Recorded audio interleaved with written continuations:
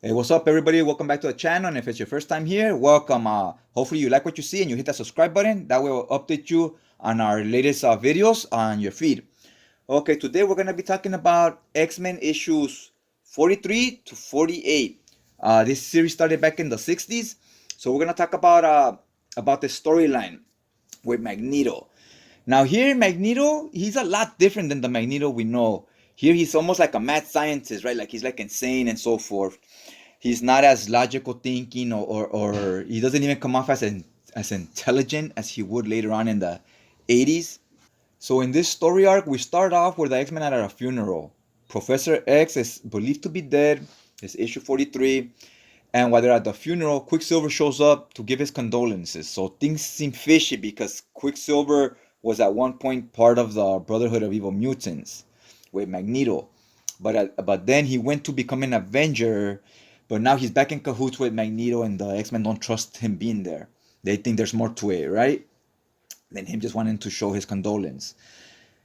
He goes back with Magneto, and it turns out something happened to Scarlet Witch, his sister.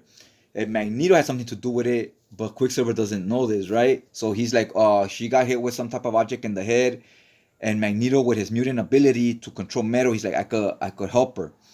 And so Quicksilver is doing whatever Magneto says so that he can save his sister. And these are his two kids. These are both Magneto's kids.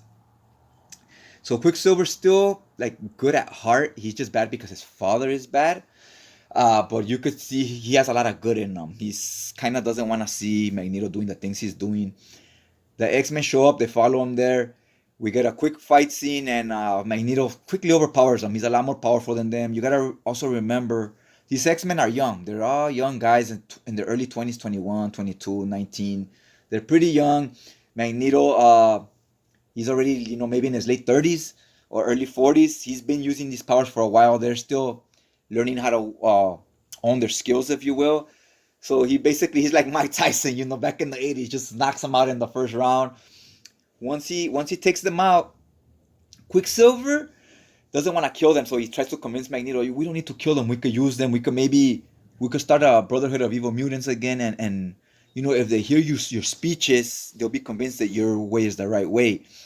So he's doing this to convince Magneto to not kill them. So it shows that he has some good in him, and he's trying to save them. Here you see Magneto just treating his own kids like shit. I mean, he basically admitted to shooting his own daughter, Scarlet Witch, just so that he could manipulate his son, Quicksilver. So he's very selfish. He has his henchman, Toad. He treats him like shit, constantly slapping him around. So he's real garbage here, or in the early days of X-Men. And at the end of this issue, his two kids turn on him, and Toad, his most loyal servant, even turns on him because he gets tired of being treated this way. Where the X-Men finally start having an upper hand because the Avengers show up to help them. So now it's the Avengers and the X-Men, and Magneto's finally taking a loss, right? And he starts falling here off of like a mountain he's in. He's holding on for dear life. He asks Toad for help, and Toad decides to stand up for himself. He goes, "You don't appreciate me. You treat me bad." He goes, "So I will not help you." And he stomps on Magneto's hands here so that Magneto can lose his grip, and he falls to the ocean. At the end of this issue, we're believed to think that Magneto fell to his death, right? So we're like, oh my God, like their big bad died.